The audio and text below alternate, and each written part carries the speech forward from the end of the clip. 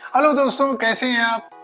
उम्मीद है कि आप बहुत ही अच्छे होंगे और आप में से बहुत से ऐसे लोग भी होंगे जो कोई नया फ़ोन लेने की प्लान बना रहे होंगे। तो ये वीडियो आपकी हेल्प के लिए मैं बना रहा हूँ ताकि आप एक अच्छा फ़ोन और एक अच्छे प्राइस के साथ प्रीमियम फ़ोन परचेज़ कर सकें। दोस्तों, मार्केट में Samsung, Motorola, Vivo, Oppo, Xiaomi इन सब के मोबाइल्स छाए हुए हैं। इनके बीच में एक ऐसा भी ब्रांड उभर रहा है जो कुछ ना कुछ नई चीज़ों को लेकर हर बार आता है ताकि आप उसकी तरफ अट्रैक्ट हों और उसी प्राइस रेंज में जिसमें दूसरे ब्रांड्स आ रहे हैं वो कुछ नया दे जाता है जिससे कि आप उसकी तरफ अट्रैक्ट हो जाते हैं और उसके मोबाइल को परचेज करते हैं। ऐसा एक मोबाइल लॉन्च हुआ है, इन्फिनिक्स नोट 40 प्रो। जी हाँ दोस्तों, ये फ़ोन कुछ अपनी खास चीज़ों के लिए बड़ा ही पॉपुलर हो रहा है इस वक्त और इस फ़ोन में उन्होंने कुछ ऐसी चीज़ दी है जिसको आप सुनकर सरप्राइज्ड हो जाएंगे। दोस्तों, आपने मैग सेफ और मैग चार्जिंग के बारे में सुना होगा और अभी तक केवल ये आईफोन में होती थी। लेकिन दोस्तों, इन्फिनिक्स ने अपने नोट 40 में मैग चार्जिंग दे दी, यानी कि एंड्रॉयड के फोन्स में भी मैग चार्जिंग अब आप देखेंगे। है ना जबरदस्त चीज? दोस्तों, ये वो पहला पॉइंट है जिससे आप शायद सोचने लगे होंगे कि ये कौन सा फोन है। तो आइए डिटेल में देखते हैं क्या अच्छी बातें हैं, क्या उसमें कमियां हैं, आपको लेना चाहिए या नहीं, अपने प्राइस को जस्टिफाई करता है कि नहीं करता है। और इन सब के लिए दोस्तों आपको वीडियो पूरा देखना होगा और पसंद आए तो लाइक जरूर करिएगा, अपने दोस्तों में शेयर जरूर करिएगा। चैनल में पहली बार आए हैं तो टेक प्रो भी चैनल को सब्सक्राइब करिए, बेल आइकन को जरूर दबाइए। आपके लिए ही ऐसी चीजें मैं बनाता रहता हूँ।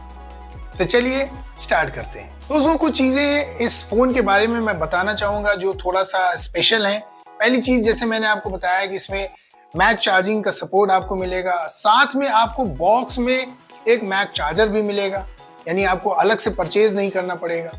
फ्रेंड्स, पावर को सपोर्ट करने के लिए, पावर को यूटिलाइज करने के लिए, प्रॉपर मैनेज करने के लिए एक डेडिकेटेड चिप दी गई है। ये अपने आप में पहला फोन है जिसमें एक डेडिकेटेड चिप दी गई है पावर मैनेजमेंट के लिए।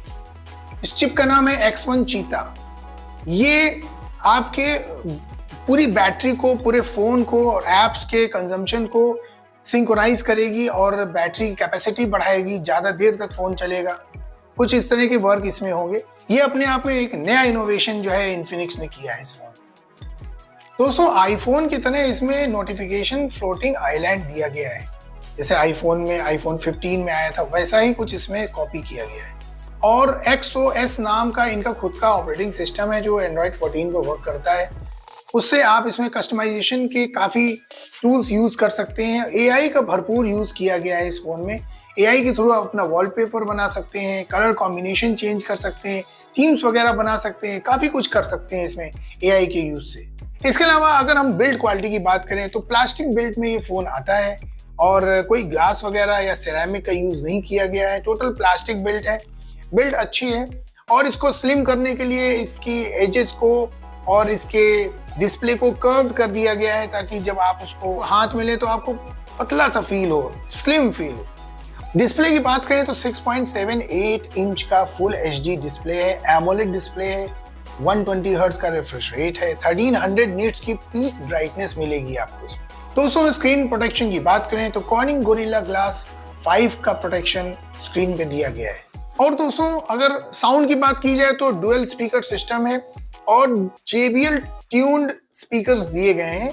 स्टीरियो सिस्टम बहुत अच्छा है इसका, लाउडनेस भी है और आवाज़ जो है वो डिस्टॉर्ट नहीं होती है, फटती नहीं है। अगर आप पूरा लाउड करके इसकी म्यूज़िक को अगर आप सुनेंगे तो आप बुरा नहीं फील होगा, आपको अच्छा लगेगा।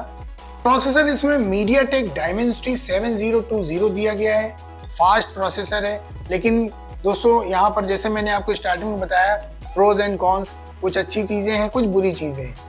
मैं वीडियो के लास्ट में आपको बताऊंगा कि इसमें कुछ पॉइंट्स ऐसे हैं जो इसके प्राइस को जस्टिफाई नहीं करते हैं, तो पूरा वीडियो ज़रूर देखिएगा। IP53 की रेटिंग है, डस्ट प्रूफ और स्प्लैश प्रूफ फ़ोन है। इसको लेकर आप पानी में सीधे नहीं जा सकते, ना ही इस फ़ोन को अगर पानी में आप गिरा देंगे तो आप ये उम्मीद मत रखिएगा कि बच जाएगा। हल्के से छींटे वगैरह पड़ जाए तो ये फ़ोन आपका बचा रहेगा।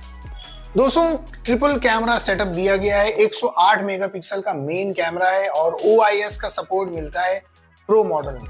OIS का मतलब होता है दोस्तों ऑप्टिकल इमेज स्टेबलाइजेशन, यानी कि अगर आप मोबाइल को लेकर मूव कर रहे हैं और मूव करते करते कोई आप पिक्चर शूट कर रहे हैं तो जो शेकीनेस है वो कम हो जाती है, ज़्यादा शेकन जो इमेज है ब्लर हो जाती है अगर कोई चीज़ हिल रही है तो वो सब नहीं होता OIS के सपोर्ट में। ये अच्छी चीज़ है। इसके अलावा दो कैमरे 2-2 मेगापिक्सल के दिए गए हैं, वो सिर्फ डेप्थ सेंसर है। मेरे हिसाब से इसमें अल्ट्रा वाइड एंगल का एक सेंसर ज़रूर दिया जाना चाहिए था, लेकिन इसमें नहीं दिया गया है। 2-2 मेगापिक्सल के दो जो कैमरे हैं वो डेप्थ सेंसर दिए गए हैं और टेलीफोटो या जूम वगैरह की फैसिलिटी भी इसमें ज़्यादा आपको नहीं देखने को मिलेगी। दोस्तों इन्फिनिक्स ने कुछ इम्प्रूवमेंट किए हैं, कुछ ऐसा इम्प्रोवाइजेशन किया है ताकि जो कंज्यूमर है वो अट्रैक्ट हो इनके मोबाइल की तरफ। पीछे की तरफ इन्होंने जो एक फ्लैश लाइट दी है वो नोटिफिकेशन लाइट की तरह भी वर्क करती है और उसमें कलर्स भी RGB टाइप की है, वो मूवमेंट उसमें आपको मिलेगा, ब्लिंक मिलेगा, ब्रीदिंग का एक्सप्रेशन मिलेगा। इस तरह से वो लाइट अट्रैक्ट करती है, यानी कि जब आप इमेज शूट करेंगे तो फ्लैश का काम करेगी, इसके अलावा वो एज ए नोटिफिकेशन लाइट भी काम करेगी। जैसा कि आप जानते हैं कि आप नोटिफिकेशन लाइट जैसी कोई चीज़ किसी मोबाइल फ़ोन में नहीं आती है, तो ये एक नई चीज़ इन्होंने ज़रूर इन्वेंट करी है इसमें।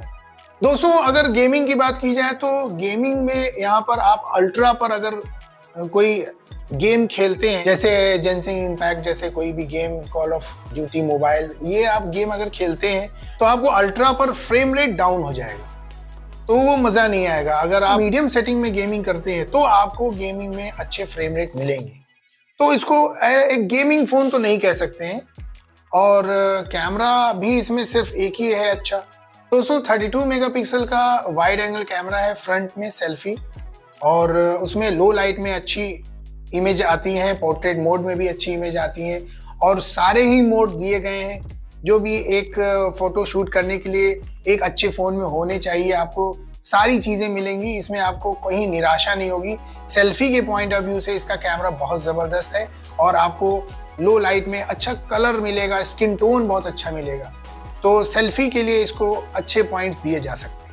इस फ़ोन का जो टॉप मोस्ट पॉइंट है, जो सबसे बड़ा अट्रैक्शन इस फ़ोन का है, वो है मैक चार्जिंग। दोस्तों फ़ोन में 5000 mAh की बैटरी है, उसके साथ साथ 45 वॉट की चार्जिंग कैपेसिटी है वायर्ड बेसिस पर, और 20 वॉट का वायरलेस चार्जिंग सपोर्ट है, मैक चार्ज इसको बोलते हैं। 10 वॉट की आपको इसमें चार्जिंग मिलेगी रिवर्स, यानी कोई भी फ़ोन आप इसकी बैक साइड पर रख दीजिए तो 10 वॉट की रिवर्स चार्जिंग ये सपोर्ट करता है। तो चार्जिंग पर बड़ा वर्क किया इन्होंने, और ये एंड्रॉयड के इंडस्ट्री में मैक चार्जिंग लाकर इन्होंने एक धूम मचा दी है, इसलिए काफ़ी चर्चा में भी आ गया है ये फ़ोन। तो अगर आप मैक चार्जिंग के शौकीन हैं और आप आईफोन नहीं ले रहे हैं तो आपको ये फ़ोन ज़रूर लेना चाहिए। दोस्तों अगर आप गेमिंग करते समय कम बैटरी से परेशान है, बार बार आपका फ़ोन डिस्चार्ज हो रहा है, तो बाईपास चार्जिंग का भी इसमें ऑप्शन दिया गया है, यानी आप गेमिंग करते समय फ़ोन को चार्ज करेंगे तो हीटिंग का इशू भी नहीं आएगा। ये भी एक अच्छा पॉइंट है इस फ़ोन में। दोस्तों GPU Mali G57 का दिया गया है और UFS 2.2 का स्टोरेज दिया गया है, जो कि इस प्राइस रेंज में बिल्कुल नहीं होना चाहिए। अब बात कर लेते हैं कि इसमें कौन से ऐसे पॉइंट्स हैं जो इस फ़ोन को थोड़ा सा डाउन साइड ले जा सकते हैं। कम से कम 3.0 का स्टोरेज होना चाहिए था, जो कि फास्ट होता है। जैसे मैंने आपको बताया गेमिंग वगैरह में फ्रेम रेट्स डाउन हो जाते हैं, तो गेमिंग फ़ोन भी इसको नहीं कह सकते। और दोस्तों IP रेटिंग भी कम है, कम से कम IP68 की रेटिंग होनी चाहिए थी, वो भी कम है। और दोस्तों इसके फ़ोन से आप 4K का वीडियो शूट ही नहीं कर सकते।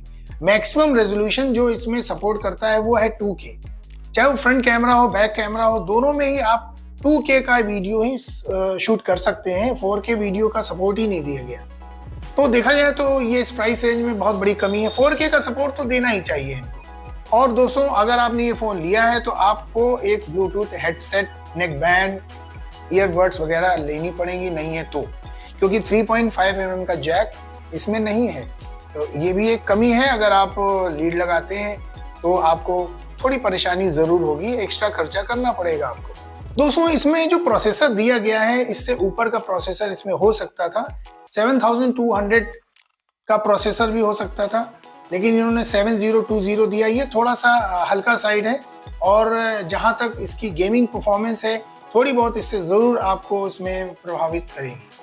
तो इतनी सब कमियां हैं इसमें। अब आप डिसाइड करिए कि आपको कौन सा फ़ोन लेना है, आपको ये फ़ोन लेना चाहिए या नहीं लेना चाहिए। कमेंट सेक्शन में मुझे बताइए कि आप ये फ़ोन लेने जा रहे हैं या आपको कुछ और चाहिए। तो दोस्तों, ये था आज का वीडियो। मुझे उम्मीद है आपको वीडियो ज़रूर पसंद आएगा, और कोई आप सुझाव देना चाहते हैं, कोई भी कमेंट करना चाहते हैं, आपका स्वागत है। मेरे चैनल को सपोर्ट करिए, आपके लिए ऐसे वीडियो मैं बनाता रहता हूँ। अगले वीडियो में जल्दी आपके सामने एक और टेक की बात लेकर आता हूँ। तब तक के लिए take care and bye bye.